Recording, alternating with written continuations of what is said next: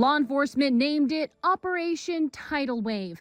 The 4-day initiative led to the arrest of nearly 800 illegal immigrants in Florida by a joint task force of U.S. Customs and Immigration officials and Florida law enforcement. This was a major success.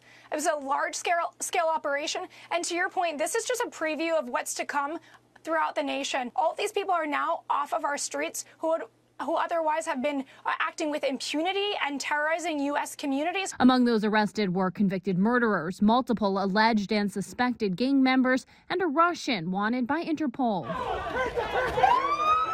Another mass arrest taking place in Colorado, where 114 illegal migrants were taken into custody when the DEA led a multi-agency raid of a nightclub in tandem with local police. This is an underground illegal nightclub, okay? And what was happening inside was significant drug trafficking, prostitution, crimes of violence. We seized a number of guns in there. The club is about an hour away from Aurora, Colorado, where the Venezuelan gang Tren de Aragua has a significant presence. Meanwhile, the court's starting to push back against Trump's method of booting illegal immigrants out of the country. A federal judge in El Paso ordered the release of 2 Venezuelan nationals held by immigration authorities. The judge ruling the federal government failed to provide enough evidence for them to be classified as alien enemies.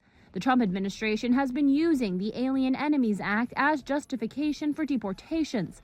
The Supreme Court already ruled the government needs to give individuals deemed alien enemies a chance to fight deportation in court. The El Paso judge said the federal government must give detainees 21 days to contest their status. As Donald Trump approaches the 100-day mark of his second administration, a Fox News poll shows his highest approval has to do with the border. 55% of voters approve of how he's handling border security. I'm Kaylee Gaskins reporting.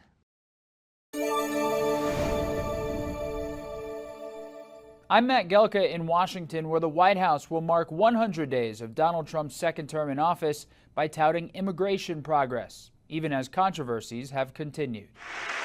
Immediately upon taking the oath of office, I will launch the largest deportation program in American history. We'll get them out.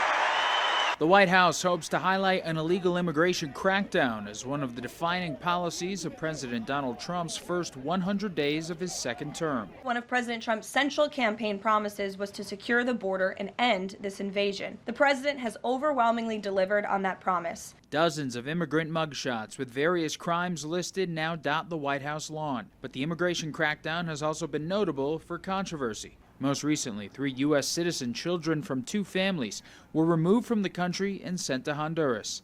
White House border czar Tom Homan insisted they went with their mothers who were being deported. What we did is remove children with their mothers who requested the children depart with them. This was a parental decision, parenting 101. The mothers made that choice. Over the weekend, hundreds of arrests of alleged illegal immigrants were made in Florida and Colorado. The DEA busted an underground nightclub in Colorado Springs that yielded more than 100 arrests. What was happening inside was significant drug trafficking, prostitution, crimes of violence. Immigration routinely polls as the president's strongest issue, but a flurry of polls in the last week show Americans generally split on his handling of it heading into his 100th day. There are reportedly other instances where U.S. citizen children were deported without any due process. Due process is a hallmark of what our country is all about. Heading into the 100-day milestone, the White House also unveiled a pair of executive orders to support the immigration crackdown. One empowering law enforcement and another compiling a list of sanctuary cities that are not cooperating with federal immigration law. Reporting in Washington, I'm Matt Gelka.